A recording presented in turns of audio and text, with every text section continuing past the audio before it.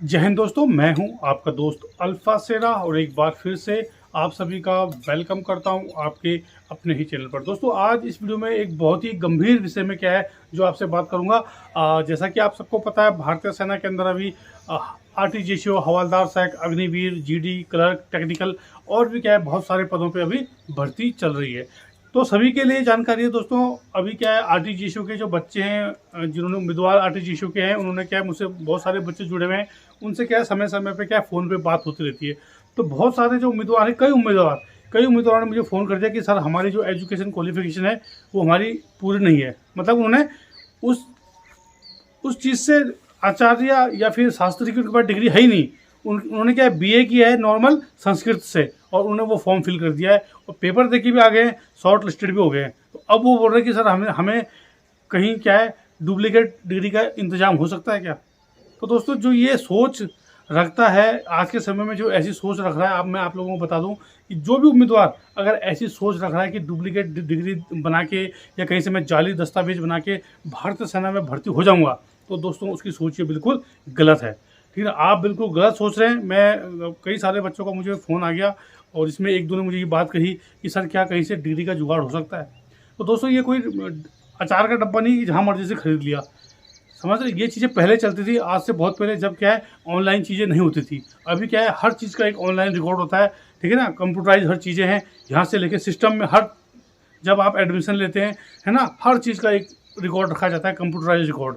ठीक है ना, तो आप कोई भी उम्मीदवार है, कोई भी कैंडिडेट है, किसी भी भर्ती का, आरटीजीएसओ का है, चाहे हवलदार सैक का है, चाहे अग्निवीर, जीडी, क्लर्क, टेक्निकल, है ना, नर्सिंग असिस्टेंट, किसी भी आर्मी के अंदर आप किसी भी पोस्ट के लिए अप्लाई कर रहे हैं, अप्लाई करने की सोच रहे हैं, तो सबसे पहले क्या है, आपकी जो एजुकेशन क्वालिफिकेशन है वो आपकी क्या पूरी होनी चाहिए। ठीक है ना। अब जैसे आरटीजीएसओ जो हिंदू धर्म के पंडित हैं, उनके लिए एजुकेशन क्वालिफिकेशन क्या है दोस्तों, शास्त्री या फिर आचार्य के उनके पास क्या होनी चाहिए, डिग्री होनी चाहिए, जिसमें संस्कृत सब्जेक्ट उनके पास होना चाहिए। और कर्मकांड जो है दोस्तों, विषय जो कर्मकांड है वो उनके पास मेन विषय या फिर कोर सब्जेक्ट में उनके पास कर्मकांड होना चाहिए। अगर आपके पास कर्मकांड आपने आचार्य या फिर शास्त्री की पढ़ाई के दौरान नहीं लिया है, तो आपके पास 1 ईयर का डिप्लोमा होना चाहिए कर्मकांड जो सब्जेक्ट है उसका।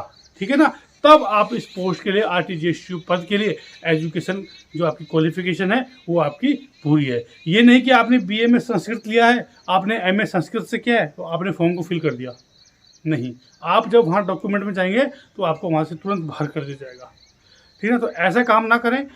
ठीक है, अगर आपने, जब आपकी एजुकेशन क्वालिफिकेशन नहीं है तो फिर उस चीज़ के लिए फालतू मेहनत ना करें। सबसे पहले क्या है, आप नोटिफिकेशन पढ़ते हैं, सबसे पहले क्या होता है, एज, आपकी एज, आपकी उम्र, है ना, आपकी हाइट, आपका जो एजुकेशन, जब आपकी एजुकेशन क्वालिफिकेशन पूरी नहीं है, जब आपकी क्वालिफिकेशन ही पूरी नहीं है, शैक्षिक योग्यता आपकी पूरी नहीं है, तो आप किसी फॉर्म को कैसे फिल कर सकते हैं। फिर आप दुखी हो रहे हैं कि सर मैं क्या करूं, और आप मुझे, आपका कोई जान पहचान का है तो मुझे एक जाली डिग्री का बंदोबस्त करा दीजिए। ठीक है ना, तो ऐसी दोस्तों बातें मत करिए। मैं कहना चाहता हूँ आपसे कि अगर, मैंने तो जो उम्मीदवार था उनका नाम नहीं लूँगा, है ना, उनको बता दिया है कि ऐसी चीज़ों के चक्कर में आप मत पड़ें।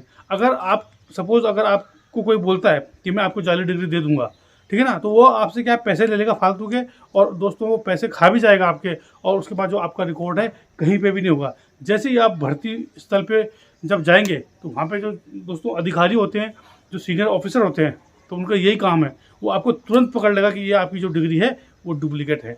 उसके बाद आपके साथ जो कार्रवाई होगी, ठीक है ना, उसके बाद जो आपके साथ कार्रवाई क्या होगी, एक तो दोस्तों आपको सिविल पुलिस के अंडर दिया जाएगा।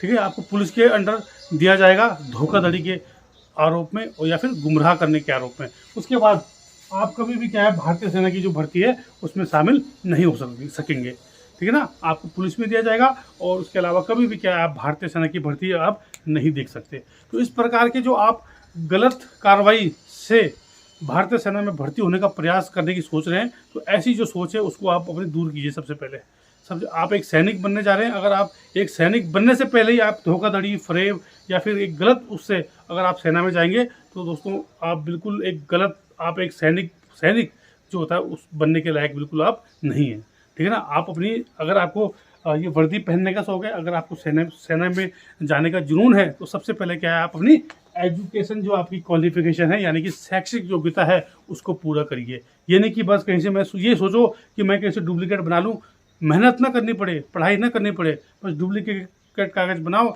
नकली दस्तावेज बनाओ और भर्ती होने चले जाओ। तो दोस्तों वहाँ पे जो हमारे जैसे बैठे होते हैं, जो आपके डॉक्यूमेंट चेक करते हैं, तो उनका अनुभव यही होता है। उन्होंने जो उनके बाल सफ़ेद हुए हैं तो उन्होंने वो धूप में नहीं किए वहाँ पे, उनको अनुभव है। वो आपका जैसे कागज़ पलटी करेगा उसको पता चल जाएगा कि ये जो डॉक्यूमेंट है वो नकली है। ठीक है, आपको पकड़ के सीधा पुलिस के हवाले कर दिया जाएगा और क्या है, आपकी जो भर्ती है वो भी रद्द की जाएगी और आने वाले समय में कभी भी आप भर्ती नहीं देख पाएंगे। तो इस प्रकार का काम ना करें, है ना। जो भी बच्चे जिन्होंने मुझे फ़ोन किया है, ठीक है ना, इस प्रकार का मैं उनसे निवेदन का, मैंने उनको ये बताया कि आप अभी आप पढ़ाई करिए, जब आपकी एजुकेशन पूरी हो जाएगी उसके बाद आप क्या है अप्लाई करना। ठीक है ना दोस्तों। तो आप लोगों से एक रिक्वेस्ट करता हूँ कि अगर आप भारतीय सेना में भर्ती होने का प्रयास कर रहे हैं या फिर जाना चाहते हैं तो इस प्रकार की जो धोखाधड़ी है ना। अभी कुछ दिन पहले बात हुई थी हवलदार सैक, तो हवलदार सैक में एक उम्मीदवार ने बात करी, वो क्या है शॉर्ट लिस्टेड नहीं हो पाया था। तो उसके बाद उसने मुझे कॉल किया कि सर मैंने तो किसी से बात करी थी कि वो मुझे पास करा देगा। ठीक है ना। तो ऐसे चीज़ें मत करिए आप, किसी को पैसे मत दीजिए कि मैं आपको कोई पास करा देगा। कोई आपको पास नहीं करा सकता आप खुद जब तक मेहनत नहीं करेंगे।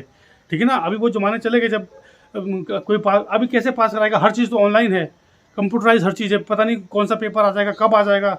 ठीक है ना। तो इन चीज़ों के चक्कर में मत पड़िए, अपनी मेहनत पे भरोसा रखिए, खुद पे भरोसा रखिए। किसी के बहकावे में मत आइए कि आप मुझे 5 लाख दे दो, 10 लाख दे दो, मैं आपको भर्ती करा दूंगा। नहीं, आप अपनी मेहनत पे अपनी जो मेहनत है आप उस पर विश्वास रखिए।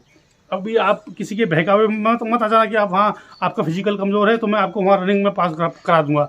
नहीं, ठीक है ना। आप अपनी मेहनत पे भरोसा रखिए, अपने कर्म पे भरोसा रखिए।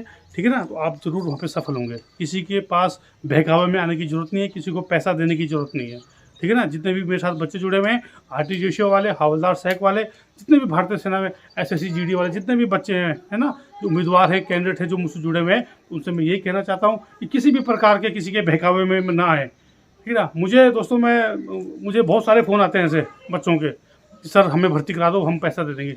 मैं उनको एक ही चीज़ बोलता हूँ, कोई किसी को भर्ती नहीं करा सकता, मैं आपको भर्ती नहीं करा सकता, मैं सिर्फ आपको क्या गाइड कर सकता हूँ। मेहनत किसको करनी है, मेहनत आपको करनी है। ठीक है ना। आप ऐसे आदमी के चक्कर में मत फंसिए जो जालसाज हैं, वो आपसे पैसा ले लेंगे, आपकी जो जीवन भर की आपके जो माता पिता हैं उनकी जो जीवन भर की कमाई है, जो उन्होंने बहुत मुश्किल से कमाई है, आप उसको दे देंगे और वो उस पैसे को लेकर 9 तो 11 हो जाएगा और आप क्या उसको ढूंढते रहेंगे कि वो पैसे लेके कहाँ भाग गया। ना आप भर्ती होंगे और जो आपका पैसा, आपका जो धन संचय जो आपके माता पिता ने कमाया होगा उसको भी आप गंवा देंगे। ठीक है ना। तो मेहनत कीजिए, अपनी मेहनत पे भरोसा कीजिए, ऐसे लोग, ऐसे दलाल के चक्कर में मत पड़िए। ठीक है ना। खुद भी सही रहिए और जो आपकी एजुकेशन क्वालिफिकेशन है उसको पूरा करिए। ठीक है ना। तो साथियों ये थी आज की वीडियो और बने रहे चैनल के साथ। भारतीय सेनाओं और सीएपीएफ से संबंधित सभी प्रकार की जानकारी के लिए चैनल को शेयर, लाइक और सब्सक्राइब जरूर करें। जय हिंद, जय भारत, वंदे मातरम।